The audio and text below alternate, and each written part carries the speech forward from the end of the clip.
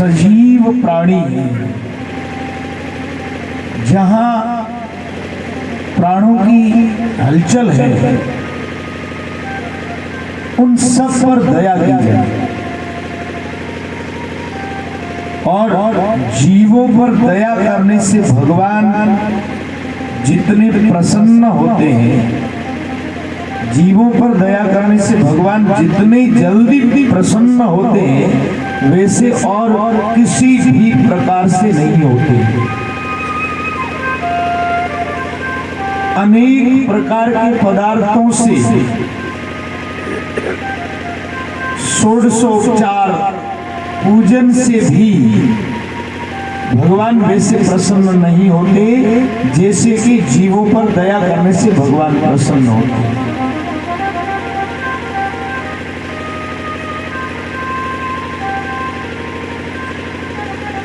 ये जागरण यहाँ जीवों पर दया करने के नियम की रक्षा के लिए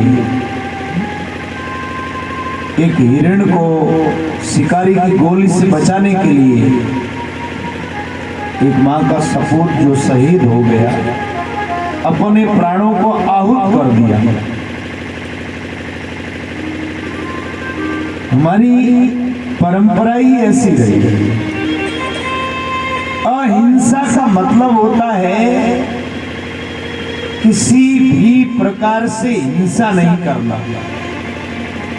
हिंसा को रोकने के लिए अपने प्राणों की आहुति कर देना, यह अहिंसा है।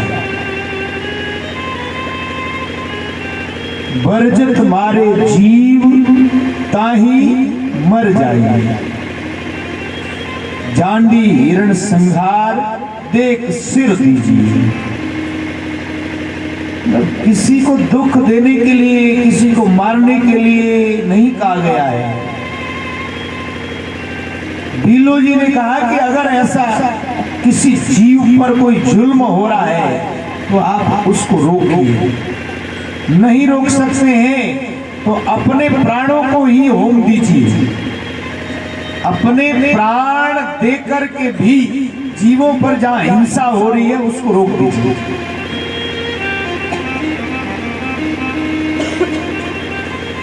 शहीद शैतान सिंह की पुण्यतिथि के उपलक्ष्य में ये जागरण हो रहा है। जागरण से पहले 4 दिन यहाँ कथा चल रही थी। यहाँ ये गो भागवत की कथा थी। गाय क्या है, गाय की उत्पत्ति क्यों हुई, हमारे जीवन में गाय का क्या महत्व है, हमारे पूर्वजों ने गायों को कैसा मान दिया और आज गायों की क्या दशा हो रही है, वो ये भजन के माध्यम से आपने सुना होगा।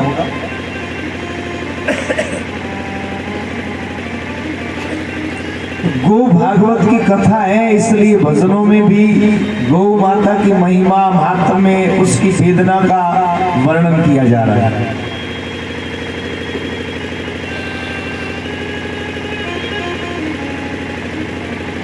एक व्यक्ति जीवों की रक्षा करते हुए शहीद हो गया। कोई एक तमोगुणी शिकारी प्रवृत्ति का आदमी किसी जीव को मार रहा था और एक सात्विक वृत्ति का आदमी सामने जाकर के खड़ा हो गया कि इस जीव को मत मारो, इतना ही तुम्हें जीव मारने का शौक है तो मुझे मार दो, लेकिन इसे मत मारो। लेकिन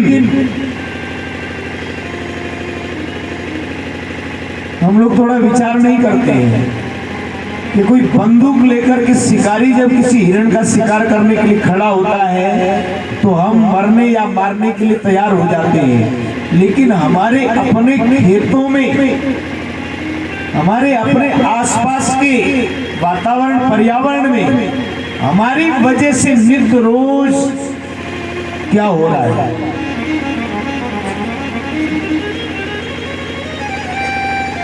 अब ये कैसी जीव रक्षा है, आप खुद सोचो। खेतों के चारों तरफ ऐसी सख्त जालबंदी करी है कि हिरण अपने प्राणों को बचाने के लिए भागता है, भागते भागते हमारी बनाई हुई तारबंदी में फंस जाता है और कुत्ता आकर के उसको मार देता है।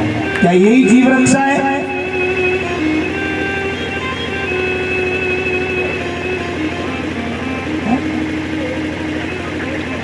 मतलब हम कुछ भी करेंगे तो चलेगा, दूसरा आदमी करेगा तो वो गम नहीं सहन करेगा। हमारे घरों के आसपास देखो, आपके खेतों में 5 साल पहले कितने हिरण घूमते थे, 10 साल पहले कितने हिरण थे, आज वो कहां गए? और ये भी पक्की बात है कि हमारे खेतों में या हमारे गांवों में बाहर से आकर किसी ने शिकार नहीं किया, बल्कि हमारी बनाई हुई तारबंदी ने, और खास करके प्लास्टिक की जाली है ना, इसमें तो हिरण ऐसा फंसा सुलझता है फंस करके कि मर के ही निकलता है। अगर तारबंदी ना हो, जालबंदी ना हो, तो हिरण को कभी कोई कुत्ता पकड़ के मार नहीं सकता। लेकिन भाई रात में कौन जगेगा, रात में कौन नींद निकालेगा? जाल लगा दो, सुख की नींद सोए रहेंगे। ये भी एक तरह की हिंसा ही है, इसको अहिंसा नहीं कह सकते। अगर किसी जीव के स्वच्छंद जीवन में हमारे द्वारा कोई विघ्न डाला जाता है तो वो भी हिंसा है।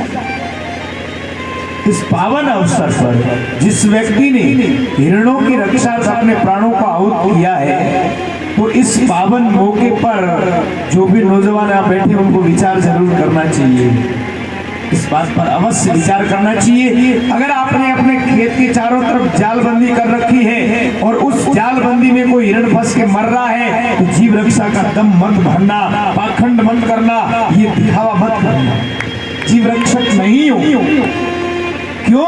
कि जीव को मारने में आप सहयोगी बन रहे हो, कि आपके लगाए हुए जाल में हिरण फंस रहा है, पीछे से कुत्ता आकर उसको मार रहा है, ये भी हिंसा ही तो है। शिकारी तो कभी कभी मौके पे हिरण शिकार करने निकलता है खूब विचार करके, लेकिन ये हमारे खेतों में तार, जालबंदी और कुत्ते नित रोज शिकार कर रहे हैं। हिरण शिकारियों ने इतने नहीं मारे जितने की कुत्तों ने मारे हैं तारबंदी में फंसने के बाद। तो गुरु महाराज ने कहा जीव दया पालनी, एक तो ये हिंसा का बड़ा सुंदर तरीका है। केक रहा हूं तो दिखे को नहीं, शिकारी भी यही कहता है कि साथ क्या करें, दादा ने मेरे बाप को ये सिखाया, मेरे बाप ने मुझे ये सिखाया, मेरी मानसिकता ऐसी है, मेरी समझ ही ये है, और इसके बारे में कुछ समझ भी नहीं पाता हूँ, इसके बारे मेरी सोच ही नहीं है, क्या करूं? बाप दादों के पास यही देखा और यही सीखा। आप भी तो यही कहते हैं, तार बिंदु को लगाओ दिखे को नहीं, के करा गया, आप भी तो यही कहते हैं। बस थोड़ा सा गोली चलाता है वो हार्ड लगता है, वो थोड़ा सरल दिख रहा है, बाकी हिंसा तो जो की क्यों हो रही है। किसी भी जीव के स्वच्छंद प्राकृतिक जीवन में विघ्न पैदा करना ही हिंसा है। हर एक व्यक्ति को जीने का अधिकार है, हर एक जीव को जीने का अधिकार है, और उसके जीने के अधिकार में हमारे द्वारा किसी भी प्रकार का व्यवधान पैदा होता है वो हिंसा कहलाता है। गौ माता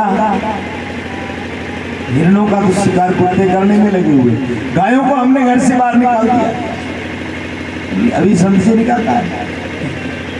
गौ का मांस खाते हैं, आप नहीं समझेंगे कैसे खाते हैं,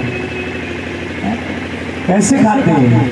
आपके गांव के चारों तरफ गोचर थी, कहां गई वो? हमारे घरों के आसपास, खेतों में, गांव के आसपास गोचर गायों के चरने के स्थान थे, कहां गए वो? इधर वाले ने इधर कब्जा कर लिया, इधर वाले ने। गोचर भूमि में अपनी जमीन को बढ़ाने के लिए, अपना मकान बांधने के लिए कब्जा करना ही गोमांस खाना है। क्यों? कि गाय के चरने का स्थान खत्म हो गया तो वो मरेगी कि नहीं मरेगी? भूखा मरेगी, कहां फिरेगी, कहां बैठेगी? खेतों में तो तारबंदी है, सड़क पे कैसे फिरती रहेगी? और गायों के चरने के स्थान पर कब्जा करने का कितना बड़ा पाप है। किसी गांव के पास एक चंडालिन कुत्ते का मांस खाने वाले को चंडाल कहते हैं। एक चंडाल एक हांडी में कौवे का मांस पका रही थी और उसको मरे हुए कुत्ते के चमड़े से ढक रखा था। तो एक संत वहां से गुजरे, जरा ध्यान से सुनना मेरा। एक संत वहां से निकले, उन्होंने पूछा कि अरे तू क्या कर रही? बोले मैं कौवे का मांस पका रही हूं। बोला कौवे का मांस, इतनी निंदित वस्तु तुम पका रही हो और फिर भी तुमने इसको ढक रखा है। भाई कोई अच्छी चीज हो, कोई महत्वपूर्ण चीज हो तो उसको ढकना समझ में आता है, लेकिन कागले का मांस है, इसको भी तुम ढक रही हो और वो भी मरे हुए कुत्ते की चमड़ी से। क्या? बोले महाराज मैं ये देख रही हूं कि मेरे इस भोजन पर उस पापी आदमी की नजर न पड़ जाए जिससे मेरा भोजन अशुद्ध हो जाए, जिसने गोचर भूमि पर कब्जा कर रखा।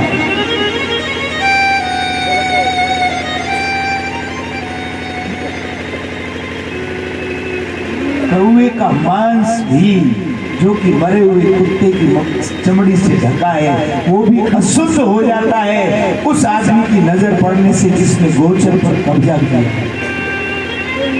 ये भी एक तरह की हिंसा ही है। कितना दुख पा रहे हैं, कितना कष्ट पा रहे हैं, किसी को परवाह नहीं है। हम लोग अच्छे मकान, अच्छे कपड़े, अच्छी सुख सुविधाओं की परवाह कर रहे हैं, गायों की कौन परवाह कर रहे हैं? जितनी सुविधाएं आई है, ननेऊ में ट्यूबवेल खूब है और सबसे ज्यादा छोटे छोटे बछड़े, गोदे, गाय वहीं ननेऊ की हद में सड़क पे फिरती मिलेगी, जांबा में नहीं। दोनों टाइम फसल, दोनों टाइम, सर्दी में भी और चौमासी में भी। में नहीं भरा तो ट्यूबवेल का पानी लगा के फसल ले, लेकिन वहां छोटे छोटे बछड़े इतने इतने आपको फिरते मिलेंगे, सड़क पर भूखा मरते। क्यों? कि जितनी ज्यादा सुविधा आई है उतनी ही ज्यादा हम लोग अपने आप में खो गए, सिर्फ अपनी जरूरत। जब आदमी के पास सुख सुविधा आती है तो आदमी दूसरे का दुख दर्द भूल बैठता है। आदमी का स्वभाव है कि जैसे आदमी थोड़ा संपन्न बनेगा दूसरों के दर्द को भुला बैठता है। तो इस प्रकार से जो कई प्रकार से हिंसाएं हो रही है जाने अनजाने में, और जिनको हम हिंसा मान ही नहीं रहे उन पर भी रोक लगानी होगी, उनको भी बंद करना होगा, उन्हें भी समझना होगा। हर एक आदमी को यथाशक्ति जितना हो सके तन से, मन से या धन से गौ सेवा के पुनित कार्य में जरूर लगना है, जैसा संभव जिस बन पड़े जिससे भी। गौ सेवा से बढ़ करके दूसरा कोई सेवा कार्य नहीं है, और ये जीवन है, ये तो चला जाएगा। भरोसा नहीं है इस जीवन का कि कब इस जीवन का अंत हो जाएगा, कब श्वास निकल जाए पता नहीं। कमले खड़ो काल बूढ़ो गिणे बाढ़, चट चुक जासी रे चक्करिया, पता नहीं कब अंत आ जाए।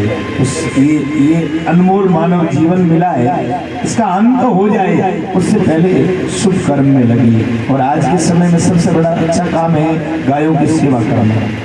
सबसे ज्यादा अगर आदमी को जरूरत है, आदमी के तन और धन की अगर जरूरत है तो गौ माता को, आपकी सेवा की सबसे बड़ी जरूरत उनको है। अगर इस महान सेवा का लाभ आप ले सकते हैं तो खूब सेवा में तत्पर रहिए। जहाँ भी गाय भूखी दिखे, जहाँ भी गाय बीमार दिखे, जहाँ भी गाय आपको सड़क किनारे पड़ी मिले, तुरंत अपने कदमों को रोको और यथाशक्ति उसकी सेवा शुश्रूषा में लगो। गौ माता के आशीर्वाद से सद्बुद्धि आएगी, संपन्नता आएगी, धन वैभव की वृद्धि होगी, बल बुद्धि बढ़ेगी और सब प्रकार से आनंद ही आनंद। ये जीवन आत्म साक्षात्कार का अधिकारी बन जाएगा। हमारी बुद्धि में वो योग्यता आएगी जिससे हम आत्मस्वरूप परमात्मा को जानने में सफल हो जाएंगे गौ सेवा करने के प्रभाव से। गौ माता की सेवा से आपकी बुद्धि ऐसी बन जाएगी कि हृदय से परमात्मा को समझेंगे, उनका दीदार करने में सक्षम हो जाएंगे।